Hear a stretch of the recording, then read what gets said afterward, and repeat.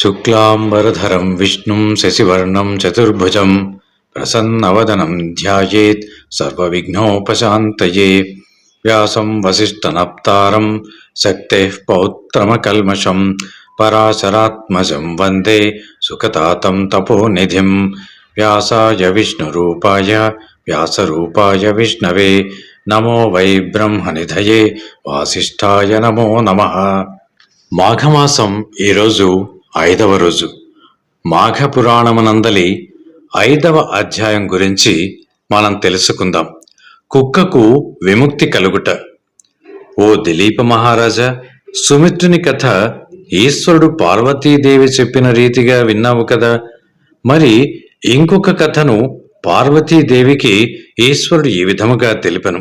అదెట్లనగా, మాఘమాసములో నదీ స్నానములు చెయ్యువారు గొప్ప ధనశాలులగుదురు. వర్తమాన కాలమందు ఎన్ని కష్టములు అనుభవించుచున్నప్పటికీ మాఘమాసము మొదలెడిన తరువాత వారి కష్టములు క్రమేపీ సమసిపోవును. మాఘశుద్ధ దశమి నాడు నిర్మలమైన మనస్సుతో శ్రీమన్నారాయణుడిని పూజించిన ఎడల శ్రీహరి కటాక్షమునకు పాత్రులగుదురు. అందులో అణుమాత్రమైనను సంశయం లేదు అంటూ పార్వతీదేవితో శంకరుడు వివరించుచుండగా, పార్వతీదేవి, నాథ, శ్రీ లక్ష్మీనారాయణుల వ్రతము చేసిన ఎడల మనోవాంఛ ఫలసిద్ధి కలుగునని చెప్పియుంటిరి కదా. ఆ వ్రత విధానమెట్టిదో, ఎటుల ఆచరించవలనో ఈ విధముగా తెలియపరచుడు అంటూ పరమేశ్వరుడిని పార్వతీదేవి కోరెను. అంతటా పరమేశ్వరుడు పార్వతీదేవితో ఇట్లు చెప్పసాగెను.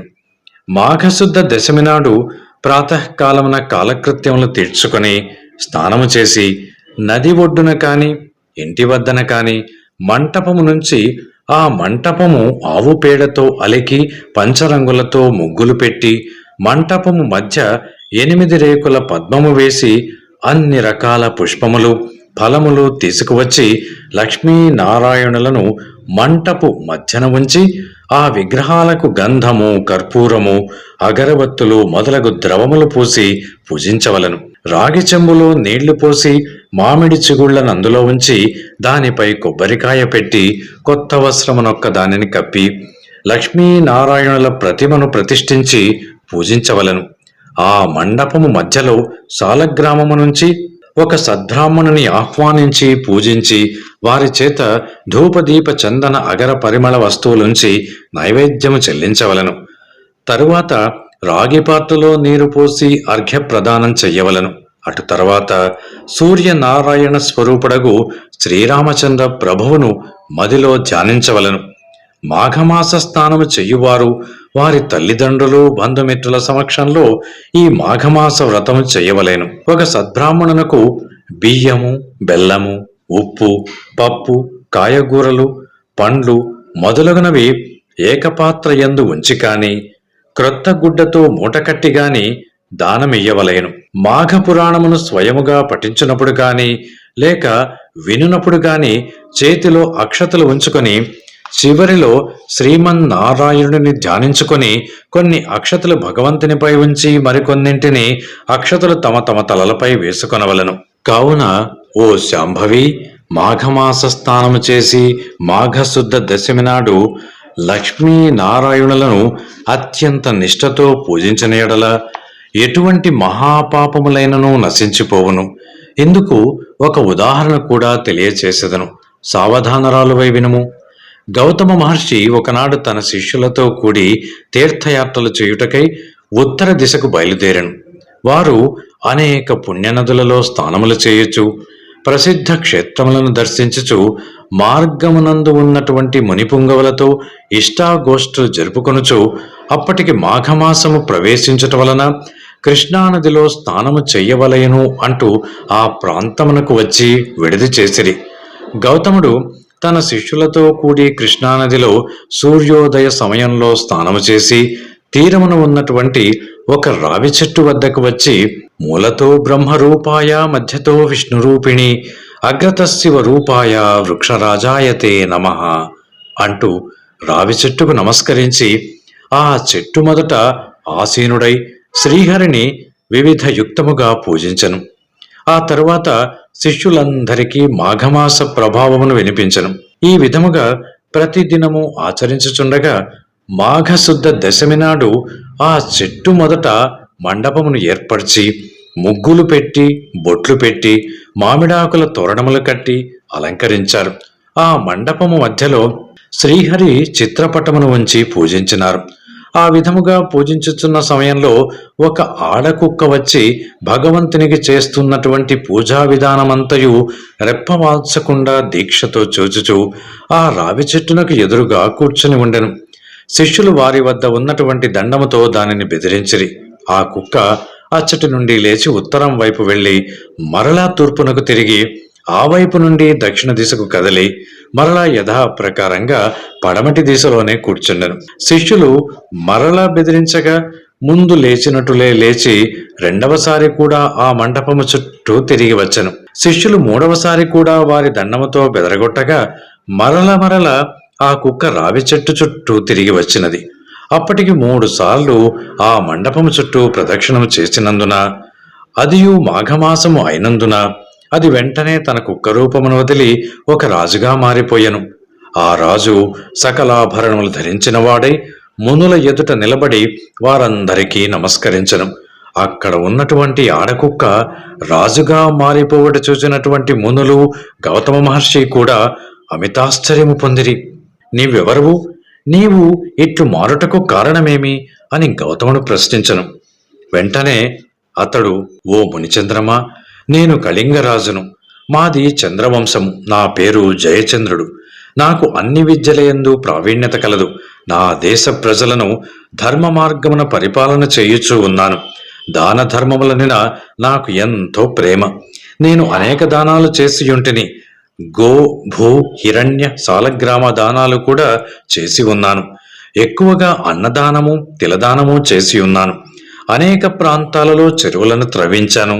నూతులు త్రవ్వించి బాటసారులకు నీడనిచ్చు నిమిత్తం చెట్లను కూడా నాటించాను. ధర్మశాలలను కట్టించాను. పశువులు త్రాగుటకు నీటి గుంటలు త్రవ్వించాను. నిత్యము బీద ప్రజల నిమిత్తం అన్నదానములు, మంచినీటి చలివేంద్రములు, మరెన్నో పుణ్యకార్యములను కూడా చేసి ఉన్నాను. అనేక దేవాలయములను నిర్మించి దైవ విగ్రహాలను ప్రతిష్ఠించినాను. సద్బ్రాహ్మణుల చేతను, వేదాలు చదువు పండితుల చేతను ఎన్నో క్రతువులు కూడా చేయించాను. పురాణాలలో ఉన్నటువంటి ధర్మాలన్నీయును చేసి ఉన్నాను. కాని నేనిలా కుక్కనయ్యాను. దానికి కారణము కూడా లేకపోలేదు.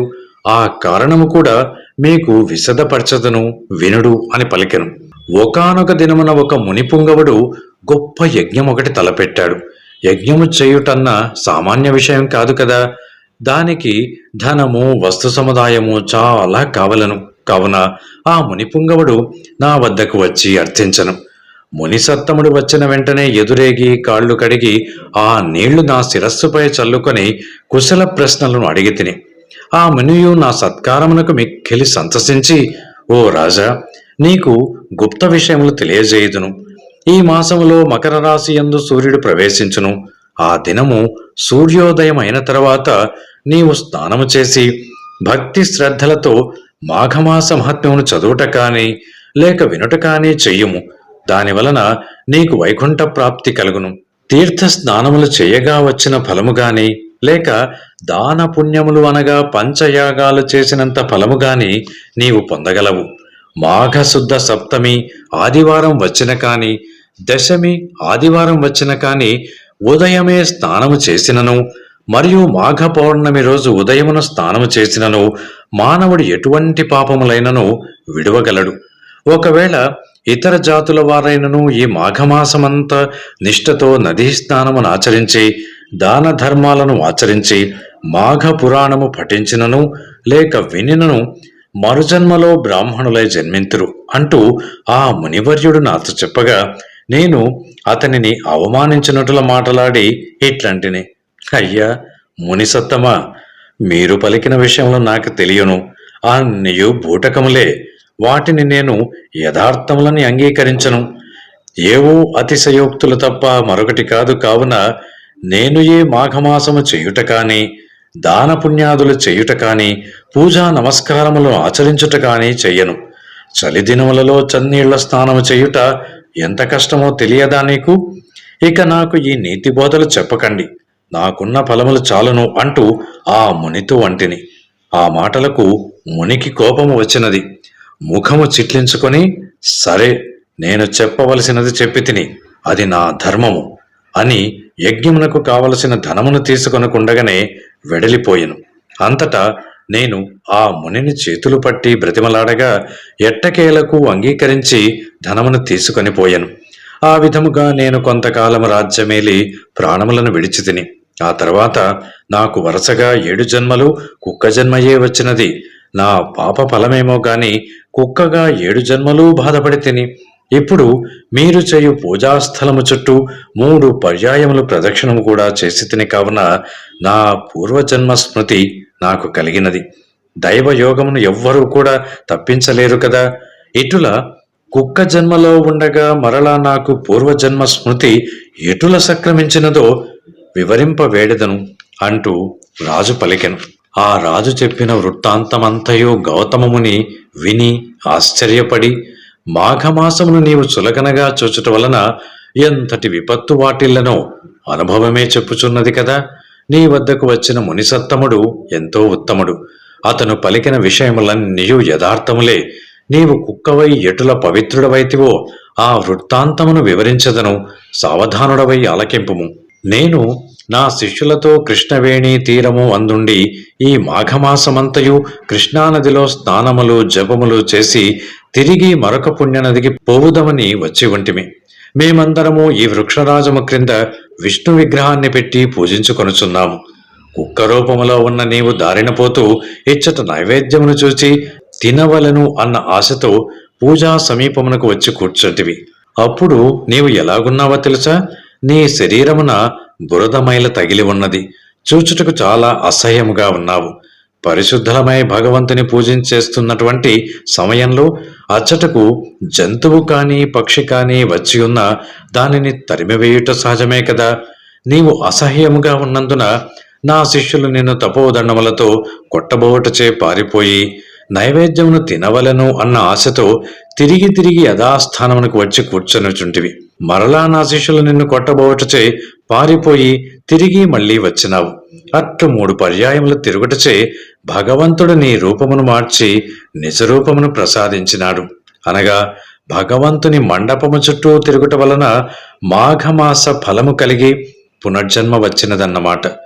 ఇక మాఘమాసమంతయు నదిలో స్నానము చేసి భగవంతుణ్ణి ధ్యానించి పురాణ పఠనము చేసినచో ఎంతటి ఫలము వచ్చునో ఊహించుకొనుము అని చెప్పగా రాజు వినుచుండగా అంతలోనే ఆ రావి చెట్టునకు ఉన్నటువంటి ఒక తొర్ర నుండి ఒక మండూకము బయటకు వచ్చి గౌతమ ఋషి పాదములపై పడి బెక్కబెక్కమంటూ అరుస్తూ అటూ ఇటూ గెంతుచుండెను.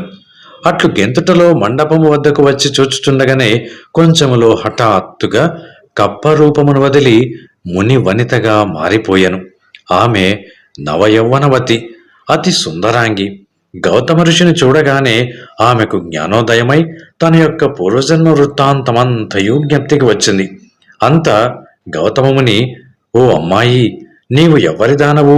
నీ నామధేయమేమి? నీ వృత్తాంతమేమి అంటూ ప్రశ్నించను. ఆమె తన పూర్వజన్మ వృత్తాంతము తెలియచేయుటకై ఇట్లు చెప్పదొడగను. మాఘపురాణం 5వ అధ్యాయం సంపూర్ణం. Thanks for watching. Please comment, like, share and subscribe our channel.